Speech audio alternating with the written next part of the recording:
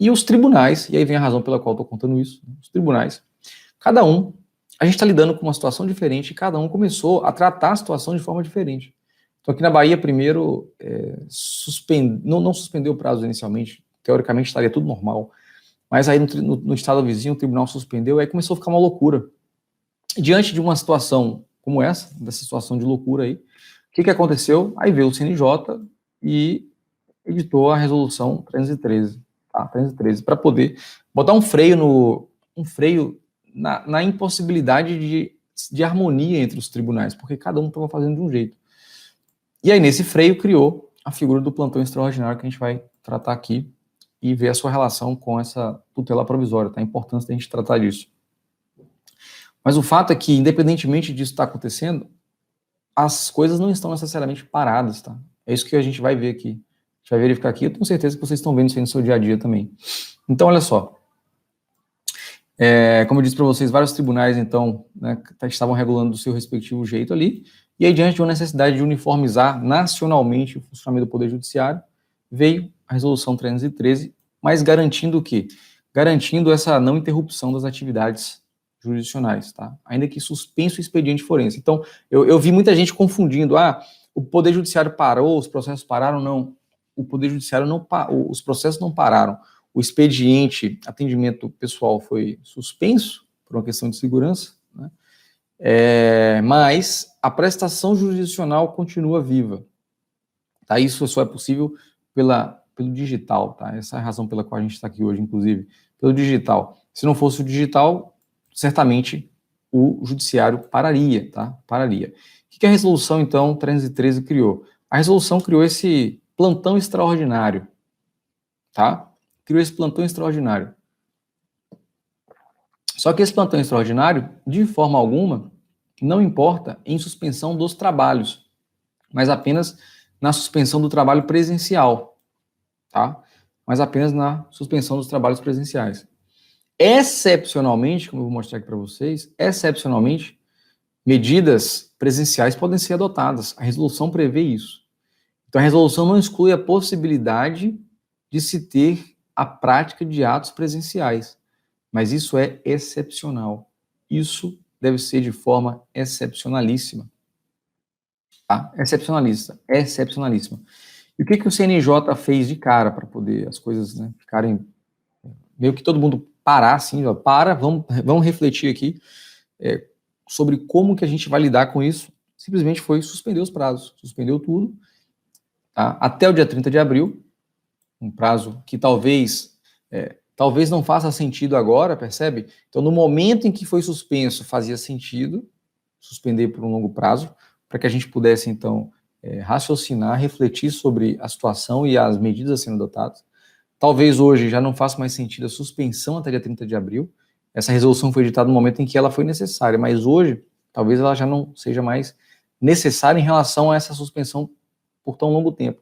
Porque o objetivo é fazer com que as pessoas não se locomovam, tá? Não se locomovam, mas as pessoas estão se conscientizando disso. Embora, quando eu vou aqui na varanda da minha casa, aqui do apartamento, na rua ali, vejo várias pessoas caminhando e tal, eu acho, né, enfim, uma questão de consciência. E as pessoas, a meu ver, estão se conscientizando, embora não tão rápido quanto, de repente, deveria, tá? E aí, por isso que eu acredito, sinceramente, que essa suspensão, ela deve ser revista, tá? Deve ser revista aí para os processos digitais, já que provavelmente não haverá necessidade dela perdurar até o dia 30 de abril, tá? Mas talvez você esteja se perguntando, então, como é que está funcionando? Né? Está funcionando mesmo esse judiciário? E olha só para poder te mostrar isso aqui, vou entrar com você aqui, ó. No Tribunal de Justiça do Estado de São Paulo, só para a gente poder ver. Cadê aqui? Consulta. Jurisprudência, olha só. Vou entrar aqui na seção de jurisprudência. Vou selecionar aqui, data de julgamento. Dia 16 de março começou toda essa loucura aqui, tá? 16 de março de 2020. Hoje são 24 de março de 2020, tá? E aí vou pesquisar. Ó, homologação de acordo, decisões monocráticas. Então, nesse período aí que a gente começou todo o problema, ó, Acórdãos, 13.572 acórdãos, 8 homologações de acordo, 2.168 decisões monocráticas. Eu não estou aqui vangloriando, dizendo, não se preocupem, o Tribunal de Justiça está funcionando, está tudo perfeito, de forma alguma, tá? Mas eu só quero dizer o seguinte, o fato de eu não estar com coronavírus não significa que ele não exista, entende? Então, o fato de repente, um processo de alguém não andar, não quer dizer que a justiça não esteja caminhando, embora possa melhorar. Assim como a nossa contenção do coronavírus pode melhorar, e deve, né? Tem que melhorar. Porque a gente não pode continuar nisso. Tá? A gente não pode ficar esperando o risco de ser atingido por ele. Tá? Então, a gente espera que se consiga alcançar medidas ali para a sua contenção definitiva. Mas eu quero dizer para vocês que as coisas estão acontecendo e que a gente deve continuar trabalhando, assim como de fato estamos, embora de modo remoto.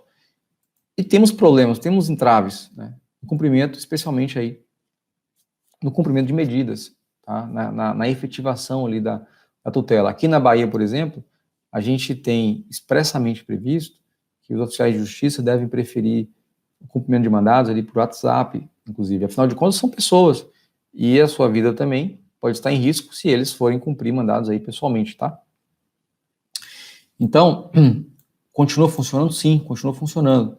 Isso significa que os tribunais não podem e realmente não estão autorizados a parar o funcionamento dos sistemas. Então, você continua podendo distribuir processo normalmente, tá? Embora os prazos sejam suspensos, mas as urgências deverão ser analisadas e decididas, tá? Se o PJE, hoje eu acessei, eu estava agora há pouco aqui conferindo meu PJE, meu portal no PJE, nossa, bomba de intimações, tá? Tá bombando, tá normal. Intimação chegando aqui o tempo todo no portal, tá certo? Também deve continuar aí os serviços destinados à publicação dos atos, ou seja, o diário oficial não pode parar, deve continuar funcionando normalmente, como de fato está, então publicações seguem firmes aí no diário. E, mais importante, tá? Mais importante, que diz respeito diretamente aí a cada profissional do direito, que é o atendimento aos advogados, procuradoras, defensores públicos e membros do Ministério Público. Então, olha só, o fato de estarem suspensos os prazos, não significa que estão desobrigados de atender todos os advogados, procuradores, membros da Defensoria e do Ministério Público, tá? Pelo contrário, os tribunais, cada um tem que disponibilizar um canal de contato. Então, o artigo 3º da Resolução 313 do CNJ vai dizer o seguinte: está suspenso o atendimento presencial das partes, tá? Presencial.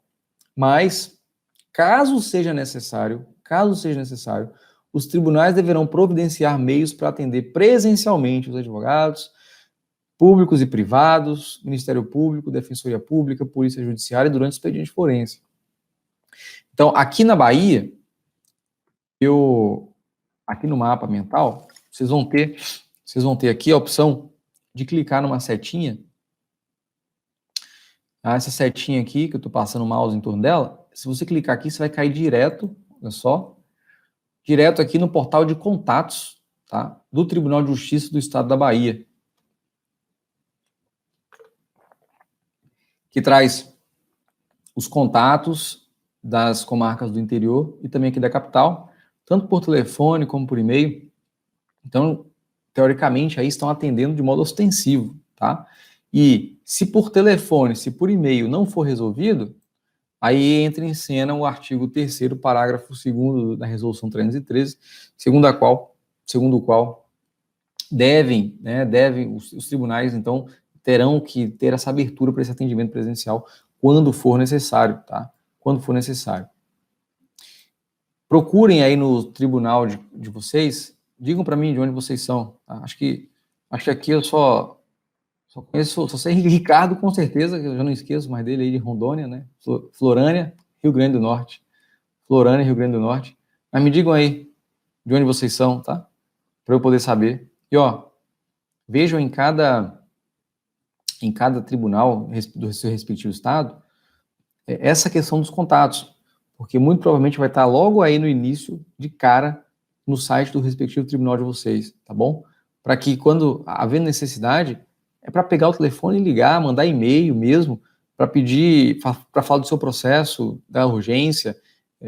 A gente continua tendo necessidades de liminares, tutelas provisórias em sede de alimentos, etc., tá? Na galera de Osasco, São Paulo, até citei aqui, né, Lilian? São Paulo, o tribunal, Ipatinga, Minas Gerais, tem um Marineide, Marineide, eu sou de Minas, tá? Eu sou mineiro, apesar de estar aqui na Bahia. Seja bem-vindo aqui. Então, e depois você me diz lá se conseguiu resolver seu caso, tá? Você mandou mensagem sobre aquele caso de alimentos, né? Depois você dá um alô aí. Arthur, meu aluno na Uxal, processo F1. Maravilha, Arthur. Então, olha só. As atividades jurisdicionais de urgência, elas não param, tá? Elas não param. E aí vem o artigo 4º da resolução do CNJ, o artigo 4º da resolução do CNJ, que garante a apreciação mínima de certos casos de urgência. Que casos de urgência são esses? Habeas corpus, mandado de segurança, medidas liminares e de antecipação de tutela de qualquer natureza, inclusive no âmbito dos juizados especiais. Então, se por acaso está precisando despachar, você tem todo o aparato legal aqui para isso, normativo para isso, tá? Que está no artigo 3º da resolução 313 do CNJ. E aqui, no artigo 4º, não vou colocar todos os incisos para não ficar cansativo, tá? Mas vou focar esse aqui, que é o nosso foco. No artigo 4º, você tem a previsão normativa para poder conseguir despachar, fazer os seus pedidos de tutela provisória, e no artigo 3º está o fundamento ali, a previsão para você despachar isso por telefone ou por e-mail, seja lá o que for, tá bom? Agora, cuidado com o seguinte, se eventualmente você teve um pedido de tutela provisória negado, tá? Se teve negado, você estaria aí privado de pedir uma reconsideração pelo parágrafo 1º, lá do artigo 3º. Mas o parágrafo 1º, ele vai dizer que esse plantão extraordinário não se destina à reiteração de pedido, já apreciado. Mas eu peço que tenha atenção com esse dispositivo, porque embora ele diga que você não pode fazer uma reiteração do pedido, isso não significa que você possa refazer o pedido caso haja mudança nas circunstâncias, tá? É bom ficar atento a isso. E olha, hoje a gente está vivendo uma mudança de circunstâncias quase que diária. Todos os dias as coisas estão mudando. Imagine, pessoal, imagine, eu tenho visto aí uma galera com medo, nossa, o que está acontecendo?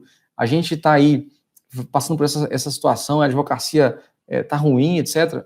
Não tem melhor momento para cada um de vocês se preparar, porque demandas já estão surgindo e as demandas vão aumentar drasticamente depois que tudo isso passar. E tudo isso vai passar, tá? Vai passar. Pode levar algumas semanas, alguns meses, mas vai passar, tá bom? E aí, depois que passar, como é que você vai estar? Você vai estar pronto ou você vai estar esperando passar para depois você começar a se preparar? E se preparem, tá? Então, nós temos aqui lá no artigo 296 do CPC, artigo 296 do CPC, ele deixa claro que a tutela provisória, ela é dinâmica, de modo que, havendo mudança nas circunstâncias fáticas, a tutela provisória pode ser modificada. Ela pode ser concedida, caso não tenha sido concedida, ela pode ser revogada e ela pode ser alterada em suas condições, no seu teor, em sua extensão, tá? E olha, imagine então que logo antes da gente iniciar essas medidas ostensivas de isolamento, o seu cliente tenha celebrado um contrato de aluguel lá para poder alugar uma sala no shopping center, por exemplo, para, enfim, começar um negócio. E aí, 3 dias depois, ou uma semana depois, vem o decreto, aqui no caso do governo, e também do município, está tudo no mesmo sentido, e manda baixar todas as portas, fechar tudo, está todo mundo proibido de explorar o negócio, em razão da questão social, desse fato superveniente, desse fato, enfim, mirabolante que a gente está vivenciando. Aí, isso não justifica uma reiteração ou um novo pedido de tutela provisória? Claro que justifica. Tá? Por quê? Porque quando começou o isolamento, não estava de portas fechadas os shopping centers. Mas, uma semana depois, fechou tudo. Então, o cara começou num dia a explorar uma atividade, tá? Embora pudesse ter vindo ali já com um pedido de tutela provisória para poder de repente, revisar o contrato, e o juiz negou porque não viu o perigo de dano, mas aí uma semana depois vem os decretos ostensivos para fechamento e você tem uma mudança nas circunstâncias. E essa mudança nas circunstâncias autoriza que você vá lá e faça o pedido. Mas não é simplesmente refazer com base nos mesmos fundamentos. É demonstrar que houve alteração dos fundamentos para que você aplique, então, o 296 aí contra o parágrafo 1º da Resolução 313, tá? Então, o que a Resolução 313 está proibindo, no seu parágrafo 1º do artigo 4º, é que você faça os mesmos pedidos com base nos mesmos fundamentos. Mas uma vez que você demonstre que as coisas mudaram, você pode fazer pedido aí daquela mesma tutela provisória, demonstrando que há novas circunstâncias, tá? Há novas razões fáticas aí envolvidas no caso. E além disso, a gente vai ter aí como excepcionais, tá? Pedidos de alvarás, levantamento de importância em dinheiro ou valores, substituição de garantias e liberação de bens apreendidos, pagamento de precatórios e RPVs, além de expedição de guias de depósito. Aliás, a expedição de guias de depósito você mesmo tira no próprio site, né, dos bancos, eles mesmos já têm esse serviço digital, então não tem nem que preocupar com isso. Então, o fato é que, além de autorização de viagens de crianças e adolescentes, embora não seja recomendável, tá? Apenas em caso de extrema necessidade. Então, o fato, aqui eu não trago todas as hipóteses do artigo 4º, tem várias hipóteses aqui criminais que eu não trouxe, que eu não estou trabalhando com essa parte criminal, tá? Só a parte civil mesmo. E eu queria deixar claro para vocês que isso demonstra que a tutela jurisdicional não está parada, tá bom? E essa resolução foi no momento crítico para impedir que as coisas pudessem piorar. Mas agora a gente já pode começar a refletir sobre essa questão, por exemplo, da suspensão dos prazos. Já a Ordem dos Advogados, inclusive, já tem pedido para os prazos retornarem, tá? Mas o principal cuidado que a gente visa ter, que é preciso que a gente tenha, é com a reunião de pessoas, tá bom? Com o deslocamento de pessoas, já que a contaminação comunitária já começou a acontecer aqui no país. Bom, e aí, como vocês viram, uma das hipóteses que está em exceção na Resolução 313 do CNJ é justamente o pedido e apreciação de tutela provisória, tá? Então, tutela provisória é um tema extremamente relevante para a gente poder estar tratando agora, porque vai ser um instrumento que vai ser utilizado aí no dia a dia, durante essa crise que a gente está passando e depois da crise que a gente está passando, em diversas relações, seja lá na Justiça do Trabalho, para quem é da área trabalhista, seja aqui na área civil, tá? Por quê? Porque as relações sociais estarão em atrito e os pedidos, eles terão que ser decididos aí como em sede de urgência. E olha, para explicar isso, eu costumo trazer aqui os 3 grandes problemas enfrentados pelo direito. Que 3 grandes problemas são esses? Eu costumo dizer que o direito ele lida com 3 grandes problemas, que são os problemas da dúvida, da efetivação e do tempo. A dúvida é saber de quem é o direito, né? A quem pertence o direito. A grande interrogação. No momento em que a pessoa ingressa com o processo, quem tem direito, aquele direito alegado, é quem está pedindo ou é a parte contrária? E para poder solucionar esse grande problema, a gente vai ter o processo de conhecimento, tá? O processo de conhecimento é destinado à solução dessa dúvida, para que o juiz responda aquela interrogação. E entra em cena a cognição exauriente. Diferentemente de quando a gente lida com o problema do tempo, em que a gente faz um pedido de tutela provisória e tem a cognição sumária. Agora, para explicar a cognição sumária e cognição exauriente, eu vou chamar você aqui comigo, para você prestar atenção em mim agora, porque eu vou te dar um exemplo para que você nunca mais, tá? Nunca mais confunda essa história de cognição exauriente com cognição sumária, tá? Cognição exauriente com cognição sumária. Olha a galera aí da UXAL, meus alunos, maravilha, sejam todos bem-vindos aí, tá? Olha só, imagina que você vai na livraria, certo? Você vai na livraria e aí, chega na livraria, você vai escolher um livro, tá? Como é que você vai escolher um livro? O que você faz para escolher um livro para comprar? Você não está certo exatamente de qual livro você vai comprar, embora você deseje, né? Você pense em um. O que você olha nele primeiro? Me responde aí, tá?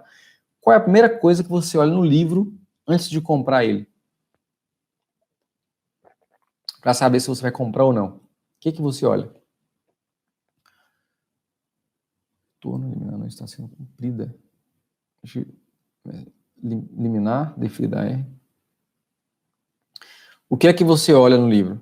Certamente você não sendo na livraria para poder ler o livro, né? A primeira coisa que você vê no livro é a capa, talvez a resenha, né? Ali do livro, mas você não lê o livro para decidir se compra ele ou não. Você primeiro dá uma olhada nos detalhes superficiais do livro, né? O sumário, como o Lilian respondeu aí, tá? Você dá uma olhada nos detalhes superficiais do livro. Aí você escolhe levar o livro. Então, esses detalhes superficiais que você olha é o juiz fazendo a cognição sumária, tá? É o juiz fazendo a cognição sumária. É como se ele estivesse entrando na livraria, pegando o livro, para dar uma olhada na capa, na apresentação ali, no sumário, para ver se faz sentido seguir adiante com aquele livro. Aí leva para casa. Aí você vai, leva para casa e começa a ler o livro. Aí você lê o livro todo, você se aprofunda no livro. No final, você pode chegar à conclusão de que você acertou, pô, esse livro realmente valeu a pena ter comprado, ou não. Tá? Ou não. Se você chegou à conclusão de que não valeu a pena ter comprado, é como se fosse um julgamento improcedente do processo. Se você chegou à conclusão de que valeu a pena ter comprado, você está confirmando a tutela provisória. O que você fez ali no momento que você estava escolhendo um livro para comprar foi justamente, tá? Decidir uma tutela provisória. Isso é a cognição sumária, tá? Lembrem-se disso. É a leitura ali da capa e da resenha da apresentação do livro. E o que eu quero dizer com isso? Que se você quer que o juiz decida o seu pedido de tutela provisória a favor de você, você tem que trazer uma boa capa, você tem que trazer uma boa resenha, um bom sumário. Tem que deixar muito claro para o juiz os elementos superficiais têm que ser muito bem apresentados para que ele se convença de comprar aquele livro, para que ele se convença de deferir aquela tutela provisória, tá? Esses elementos têm que estar muito claros, porque senão o juiz não compra o livro, porque senão o juiz não vai deferir a sua tutela provisória, tá bom? Então, como eu disse para vocês, a gente tem aqui esses 3 grandes problemas: dúvida, efetivação e tempo. Então, dúvida, a gente tem um processo de conhecimento lá no Código de Processo Civil, a gente vai ter o procedimento comum e os procedimentos especiais, todos eles para poder decidir sobre essas dúvidas que são levadas ao judiciário.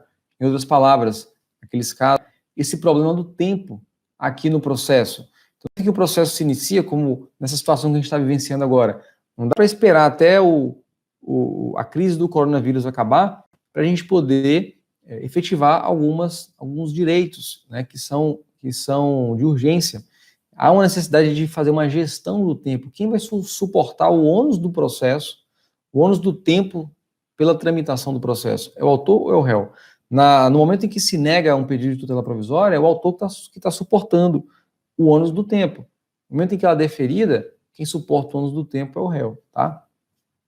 E, uma vez que se obtém uma decisão judicial, uma sentença, ou sem uma sentença, mas com título executivo, essa judicial em mãos, você quer efetivar aquele direito, caso a parte contrária se negue a cumprir voluntariamente. Aí nós temos, então, o problema da efetivação, em que entra em cena a fase ou o processo de execução por meio do cumprimento de sentença ou do processo de execução autônomo, tá? Que foram, inclusive, procedimentos que a gente estudou aí com bastantes detalhes na live número 11. Se você não viu, lá no YouTube, dá uma olhada, que a gente foi muito a fundo nesses temas. E olha só, e em se tratando da tutela provisória, especificamente, a gente vai ter, lá no artigo 294, 2 espécies de tutela provisória, tá? A tutela cautelar e a tutela antecipada. E aí vamos entrar então aqui nessa tutela provisória efetivamente falando, tá? Vamos sistematizar aqui, ó, a partir do artigo 294 seguintes, a nossa compreensão da tutela provisória. Olha lá, quais são as espécies de tutela provisória que a gente tem? Lá no artigo 294, a gente consegue subdividir isso em um grande gênero, que é a tutela provisória, tá? 2 espécies e suas subespécies. Então, de um lado, como grande gênero, a gente vai ter a tutela provisória, que é uma técnica de gestão do ônus do tempo no processo, tá? Essa tutela provisória é uma técnica de gestão do ônus do tempo no processo. Por que é uma técnica? Porque ela não é uma tutela autônoma, tá? Embora a gente tenha a tutela provisória antecipada antecedente, que hoje a gente não vai entrar nela, mas eu faço questão de trazer esse tema aqui para vocês oportunamente, tá? Trazer casos em que eu já usei, e casos em que eu sugiro que você use também, embora eu concorde que você deva refletir bem sobre o uso em razão dos seus honorários, né? Mas veja, a gente vai ter então um grande gênero, tutela provisória, e aí vem as espécies, urgência e evidência. A evidência é uma grande novidade no CPC de 2015, tá? Embora ela pudesse existir de fato antes, mas agora ela veio prevista legalmente aí no artigo 311 do CPC de 2015. E a gente tem hipóteses muito boas. Aliás, deixa eu contar para vocês aqui. Vou antecipar melhor, para o final, tá? Vou deixar para o final. Fica no final comigo aqui que eu vou te dar uma hipótese de uso desse artigo 311 para que você nunca mais deixe de ter uma tutela provisória no seu processo. Olha o que eu estou te dizendo. Você nunca mais vai deixar de ter uma tutela provisória no seu processo, com o fundamento que eu vou te dar aqui, tá? Para você ficar aqui comigo até o final. É certificado, é garantido. Eu uso e dá certo, tá? Olha só. Então, veja. As espécies que a gente tem aqui de tutela provisória, né? Então, a gente tem a tutela de urgência, tá? A tutela de urgência é uma espécie de tutela provisória que vai se subdividir. Então, nós temos as subespécies, que são a tutela provisória antecipada e cautelar. Vale lembrar que, embora o código fale em antecipada, tá? O código fala aqui em antecipada, é bom que se diga que essa antecipada, ela é a tutela satisfativa, tá? Ela é satisfativa. E por que eu estou dizendo isso? Para não criar uma confusão sobre se a tutela cautelar ou antecipada. Porque o que se antecipa, e eu espero não criar confusão na cabeça de vocês, vou tentar ser o mais claro possível. A tutela que se antecipa não é antecipada. Antecipada é uma característica da tutela que se antecipa. O que se antecipa é a satisfação. Exemplo, então você vai lá, ajuiza uma ação declaratória em favor do seu cliente para pedir para declarar determinado débito como indevido, e aí, uma vez sendo declarado como indevido, tirar o nome dele do cadastro de devedores, né, de inadimplentes, porque ele foi indevidamente inscrito lá. Aí, quando você ajuiza a ação, você faz um pedido liminar, tá? Pedido liminar significa pedido no início do processo. Liminar é adjetivo. Aí você faz esse pedido liminar de tutela provisória, pedindo ao juiz que o nome do seu cliente seja retirado do cadastro de devedores. No momento em que você faz isso, o que você está pedindo para o juiz é para ele antecipar a satisfação do direito. Qual é o direito que você deseja? A declaração de inexistência do débito e, como consequência, o reconhecimento de que o débito não é devido. E se o débito não é devido, a consequência é a retirada do nome. Então, a satisfação está na retirada do nome. Quando você retira o nome de forma antecipada, você está satisfazendo o direito de forma antecipada. Está gozando o direito antecipadamente, tá? Mas essa tutela, então, ela é satisfativa, porque o direito está sendo satisfeito. Mas assim como essa satisfação pode ser antecipada, a cautelar também pode ser antecipada. Por isso que antecipada diz respeito à forma, tá? e não à espécie, não à coisa. É a forma como a coisa é feita e não a coisa em si. A cautelar, se você pede, por exemplo, um arresto de bens do devedor, tá, que está ali dando indícios de que vai ele sumir com o seu patrimônio e tal, você pede um arresto cautelar de bens dele, tá, para garantir a futura execução. Então, quando você faz um pedido cautelar, essa tutela cautelar, ela pode passar por uma cognição sumária e o juiz, então, conceder ela de forma antecipada ou não, tá? Ou passar por uma cognição profunda, uma cognição exauriente também. Então, essa cautelar, o juiz pode antecipá-la. Por isso que o ideal seria que o código chamasse de tutela provisória satisfativa e de tutela provisória cautelar, mas enfim, tá? Chamou de antecipada e cautelar e vida segue, tá? Mas eu não poderia deixar de fazer essa consideração aqui com vocês. E aí isso vai vir, até porque eu estou com diversos alunos aqui lá da graduação, tá? E aí eu preciso ter o cuidado de explicar todos os detalhes aqui, porque como a gente está com as aulas suspensas, suspensas presencialmente, né, mas não digitalmente, eu preciso ter o cuidado de explicar cada detalhe para que eles possam estar aqui com a gente participando de forma bem ativa. Então, essa tutela provisória, que é o gênero, vai ter como espécies urgência e evidência, e como subespécies antecipada, que é a satisfativa, e cautelar. Elas podem ocorrer de duas formas, tá? Ó, incidental ou antecedente, tanto a antecipada como a cautelar. O que significa isso? Diz respeito ao momento em que ela é requerida, tá? Momento em que ela é requerida. Quando ela é requerida de forma incidental, quer dizer que você já está protocolando a petição inicial com um pedido de tutela provisória, ou ele é feito no decorrer do processo. Tá? Isso vale tanto para a tutela provisória antecipada, satisfativa, como para a tutela provisória cautelar. Diferentemente da antecedente, que a gente vai tratar aqui em outra live. Tá certo? A gente vai ter uma live só para tratar de tutela antecipada antecedente e também live para tratar só de tutela cautelar antecedente. Que são dois temas aí, embora tragam os requisitos semelhantes, né? Probabilidade do direito e perigo de dano, mas tem finalidades distintas e procedimentos distintos. E aí, de outro lado, nós vamos ter a tutela da evidência, certo? Que é uma outra espécie de tutela provisória, a tutela da evidência. E essa espécie de tutela provisória, que é a tutela da evidência, que eu vou te dar uma dica aqui sobre ela, que você nunca mais vai deixar de ter até eu às vezes utilizo a palavra liminar aqui como se fosse espécie, né? É o costume. Então, você nunca mais vai ter uma tutela provisória indeferida com essa dica que eu vou te dar. Essa tutela provisória da evidência, diferentemente das demais, ela é sempre incidental, tá? Ela é sempre incidental. E ela não vai acontecer de forma antecedente, tá bem? Então, você não vai ter tutela da evidência antecedente. Ela é incidental, tá? E ela antecipa a tutela satisfativa, mas você não tem essa tutela do 311 lá no 303 e 304, tá ok? Você não tem, porque ela não se enquadra ali naquele procedimento, tá bom?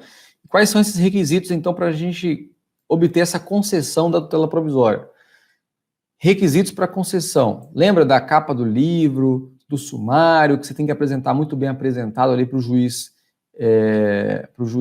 comprar o livro, tá? Para o juiz comprar o livro, você tem que trazer isso de forma muito clara para que ele possa levar esse livro para casa, tá? Deixa eu dar uma olhadinha aqui no chat, como é que tá? Vou ter uma pergunta aqui. Tá? Depois a gente vai responder aqui, tá, Lívia? Não esqueci, não. Só para a gente não perder aqui o raciocínio. Então, quais são os requisitos que a gente vai ter aí? Requisito geral, probabilidade do direito, tá? Perigo de dano ou risco ao resultado útil do processo.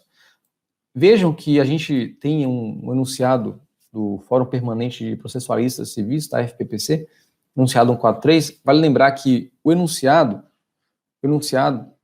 ele não tem força normativa, tá? Mas o FPPC é uma reunião de um monte de processualistas civis e tal, então dá uma força, porque os nomes que estão ali, eles têm influência em todo o direito brasileiro, então é uma referência a ser seguida, especialmente em relação ao CPC de 2015, que é uma legislação nova, tá? É uma legislação nova, então isso ajuda muito na interpretação do próprio código.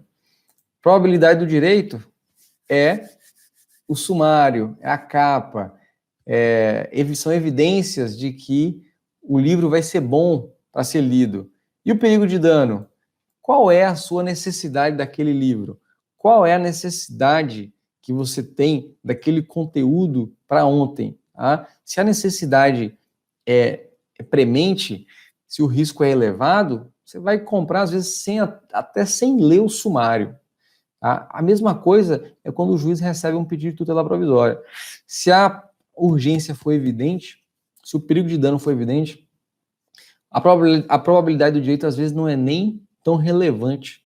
em caso de cirurgia, eu percebo uma grande diferença prática na apreciação de pedidos liminares em relação, por exemplo, à cirurgia bariátrica e uma cirurgia que implica risco de morte. Tá? As duas tratam de saúde, mas a diferença de perigo de dano em relação a um e outro caso é totalmente diferente.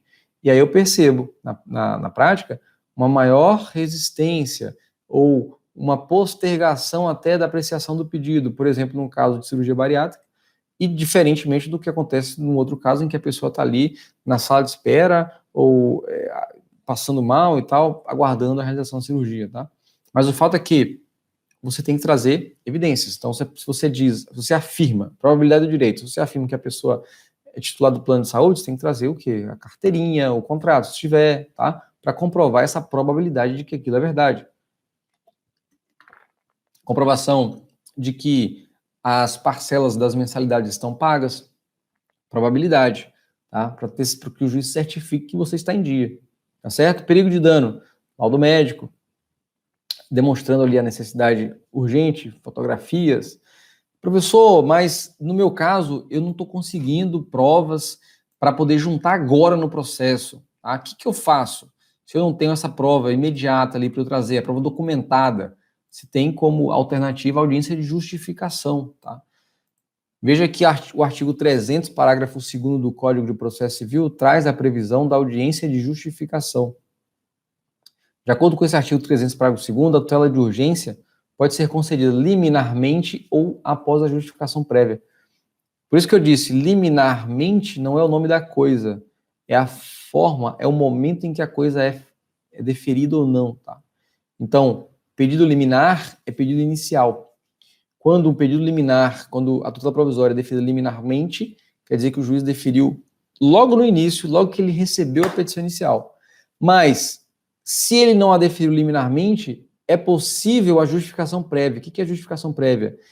É esse aprofundamento nas provas, por meio, por exemplo, de uma audiência de justificação, por meio, por exemplo, de uma inspeção judicial. Não sei se vocês aí já tiveram a oportunidade de participar de inspeção judicial? Me conta aí, contem nos comentários para eu saber. Eu já tive a oportunidade de participar de algumas. Às vezes, eu já ouvi pessoas dizendo, nunca acontece, o juiz nunca sai do gabinete e tal, né? Até o dia que eu participei. Aí aquela coisa, né? Como eu nunca vi, não acontece. Bom, até o dia que eu participei de algumas inspeções judiciais, enfim, posso afirmar, sou prova viva de que ela é real, tá? É real. E, então você pode, da mesma forma que é possível ter uma audiência para poder ouvir testemunhas, e o juiz, então, se aprofundar um pouquinho mais ali no sumário do livro, na cognição sumária, é possível também uma inspeção judicial. Embora, é claro que hoje, na situação em que a gente está, seja um pouco mais complicado você obter essa coisa presencial, né? Mas nada impediria, por exemplo, que você pudesse pedir para o juiz fazer uma audiência de justificação por videoconferência, tá? Isso é totalmente possível, totalmente possível. O juiz lá da casa dele, a testemunha de outro lugar, você de outro lugar, enfim, cada um de suas casas, né? Fazer lá uma audiência por videoconferência. Professor, mas e se a testemunha estiver mentindo? Há as penas da lei, né, para quem falta com a verdade. Então, eu não vou aqui dizer para você que não pode acontecer de a prova ficar mais frágil, porque foi por videoconferência e tal, mas o fato é que a gente tem que buscar soluções de resolver, e essa é uma solução possível, tá? Essa é uma solução possível. A gente tem, como requisito também, possível requisito da caução, embora não seja necessariamente exigido, tá? Na verdade, o que eu percebo na prática na maioria das vezes, a dispensa, embora para alguns casos, como por exemplo, retirada do nome do cadastro de inadimplentes. Alguns juízes exigem o depósito judicial da parcela, do valor incontroverso, tá? Justamente para garantir ali o mínimo, uma espécie de caução, como condição para essa concessão da tutela provisória. Então, especialmente nessas questões de negativação, eu vejo acontecer. pelo menos em relação à parcela em controvérsia, tá? Pelo menos em relação à parcela em controvérsia. Se o autor vier e dizer assim, olha, a dívida está me cobrando 1.000, mas eu reconheço que eu devo 500. Então o autor tem que trazer ou o comprovante de pagamento de 500 ou depositar judicialmente esse valor em controvérsia para poder obter a tutela jurisdicional da tutela provisória, tá? Tutela jurisdicional provisória. Senão, o juiz não vai conceder.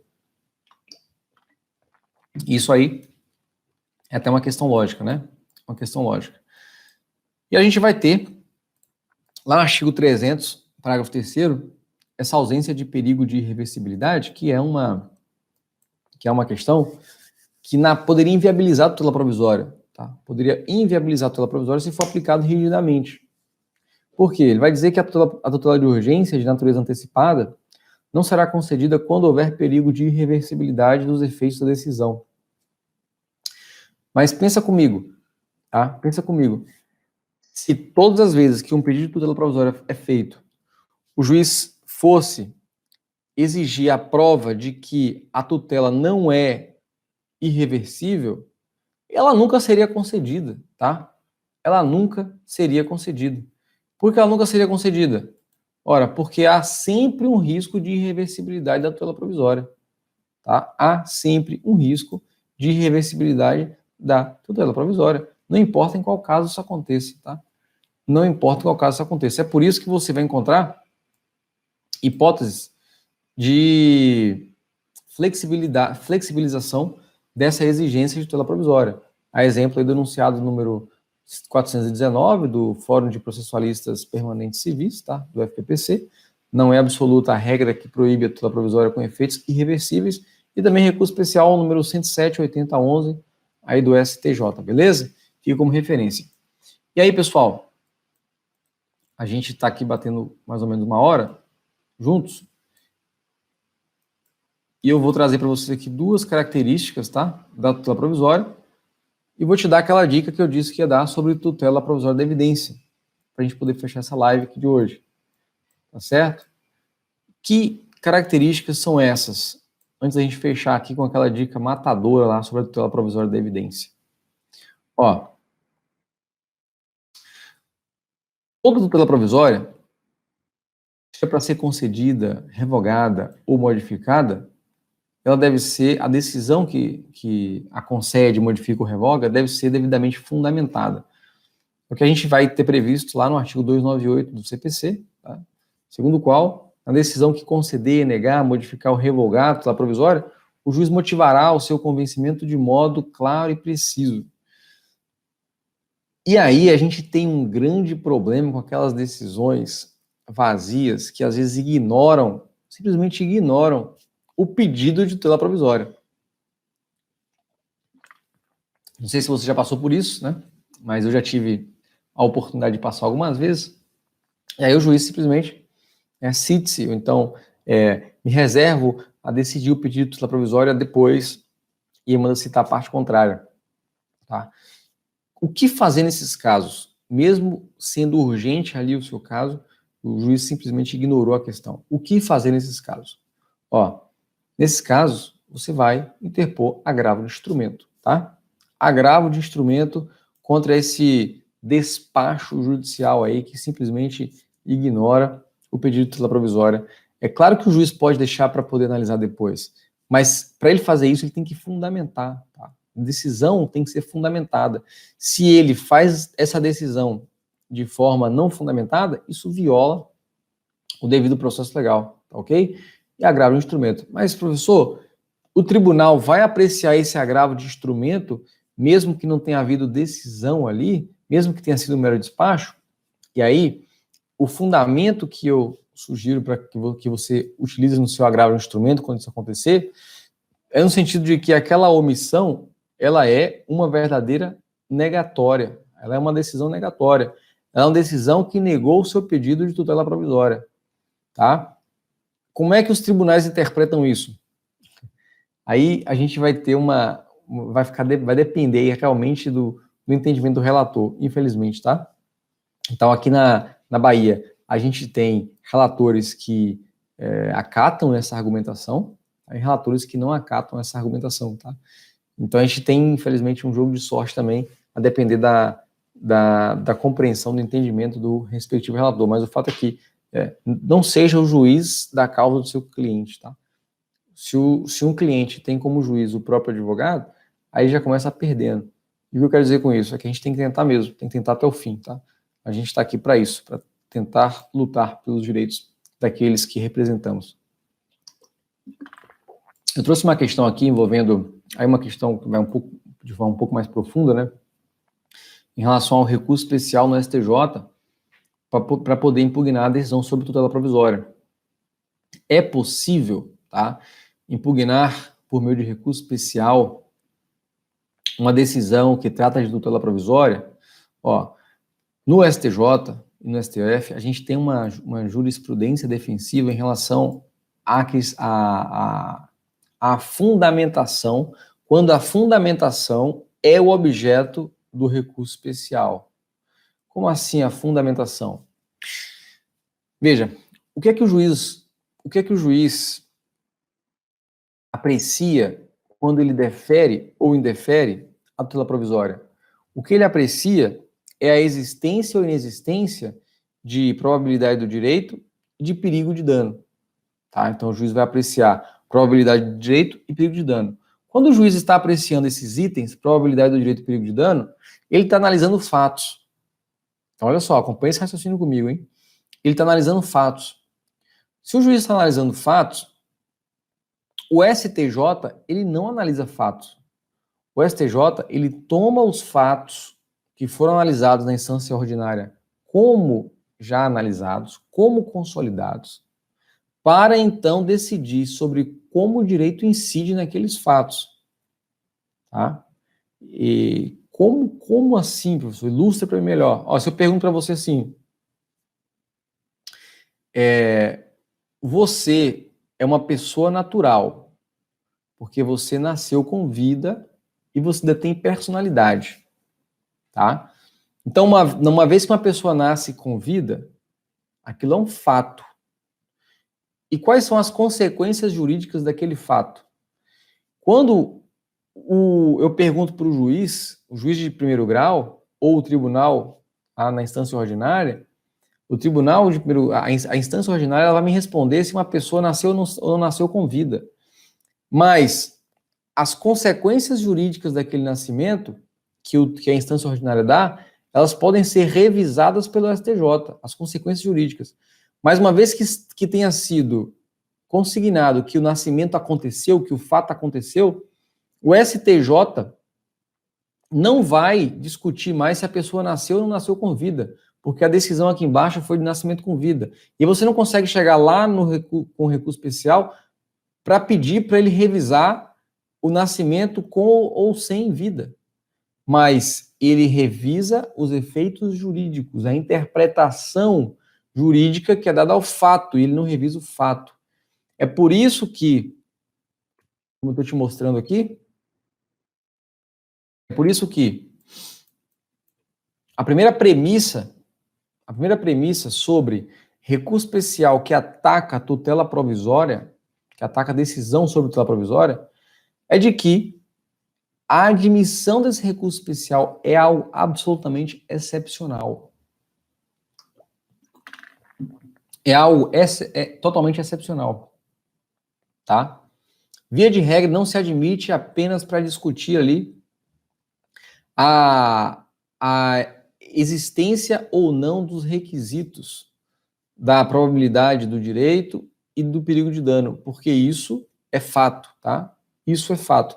A não ser que o próprio fato esteja sendo interpretado, mas a gente vai aí para um raciocínio que a gente ultrapassa aqui as vias do que é possível hoje nessa aula, tá? Por exemplo, se eu te perguntasse assim, nossa, deu um vento forte ali, esse vento foi furacão ou foi vendaval? Né?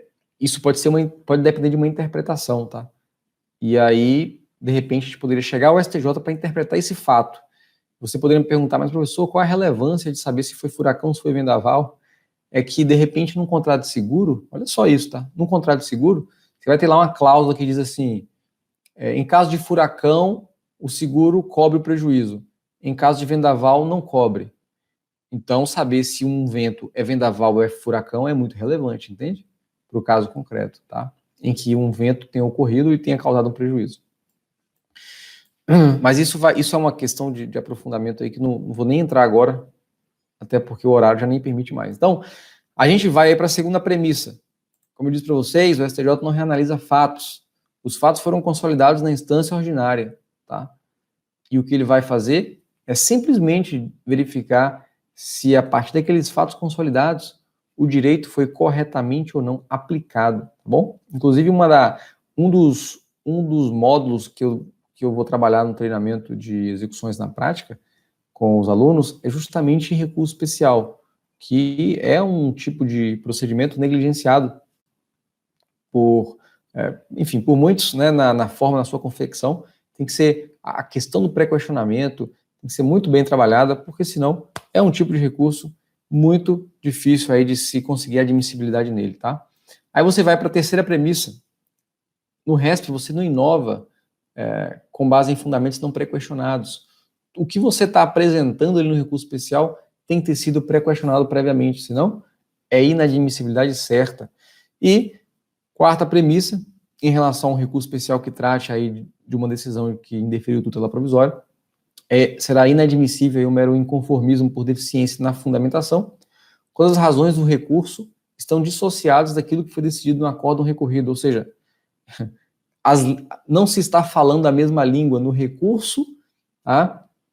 E na decisão ali que foi recorrida. Para você conseguir fazer esse pré-questionamento, você tem que ter trazido já na instância ordinária toda aquela fundamentação que você está levando para o STJ. Senão, o recurso especial também, nesse caso, não será admitido, tá? Não será conhecido. E aqui, meus caros, eu vou, como eu disse para vocês, eu vou apresentar aqui, ó, uma dica extraordinária sobre tutela provisória da evidência, tá? Cadê ela aqui? Aqui, ó, tutela provisória da evidência. Olha só. Vou abrir o código de processo civil aqui. Vou abrir o código. Lá no artigo 311. Eu vou ler com vocês isso aqui. Para que vocês peguem essa sacada, tá? Vou dar um zoom aqui para vocês conseguirem ler na tela aí. 311. 311. Pronto. Vamos lá, aqui, ó. Tá dando para ler aí, né? Tá. Pronto, tá legal aí. Então, olha só.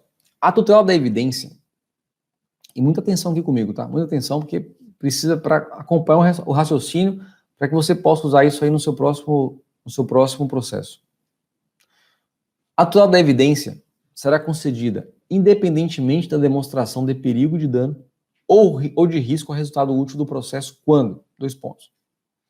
Então, eu não preciso provar perigo de dano.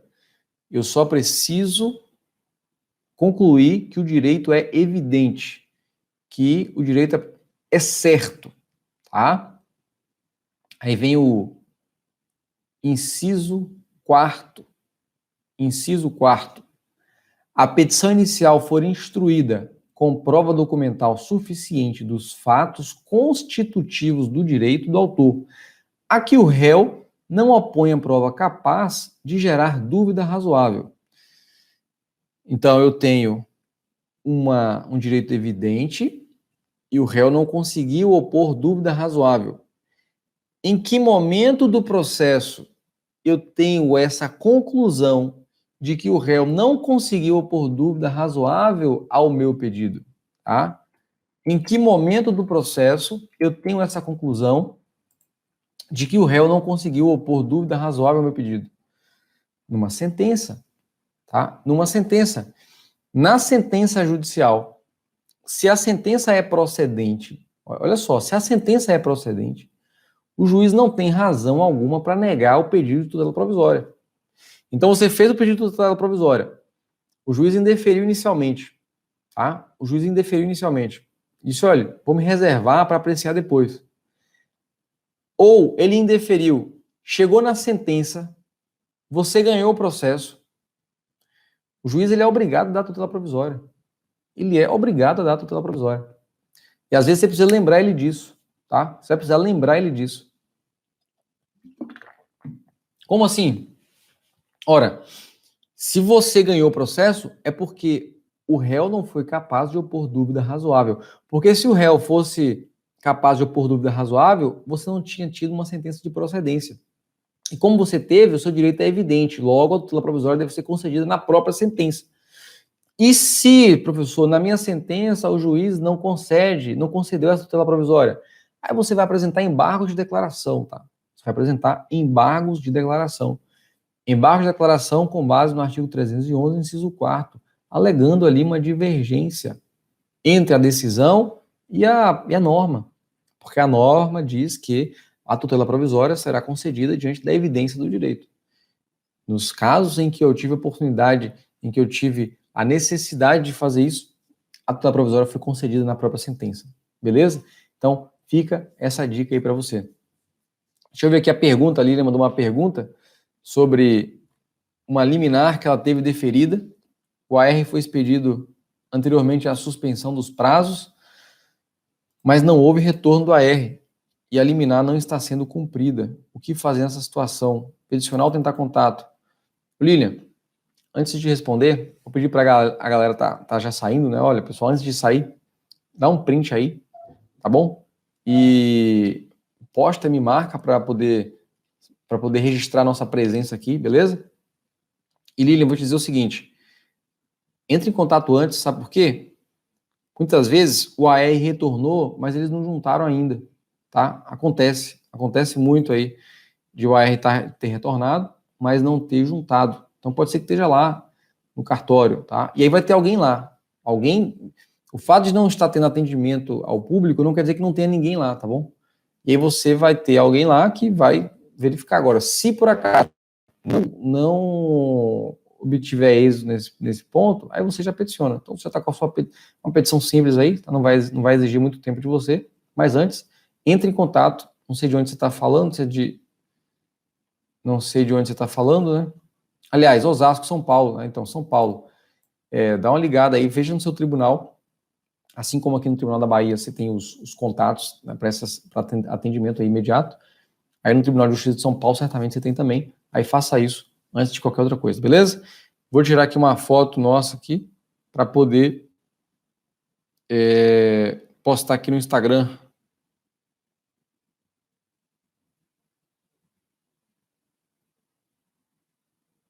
Show de bola. Galera, foi massa estar com vocês, tá? Obrigado mesmo pela presença. Vou mandar o mapa mental lá no canal do Telegram, ok? E a gente se vê amanhã. Amanhã a gente vai ter aula extra, viu? Amanhã a gente vai ter aula extra, ok? O tema... Aguardem o e-mail. Amanhã eu mando para vocês. Fiquem de olho no e-mail e aguardem essa aula extra aí. Um abraço, até a próxima.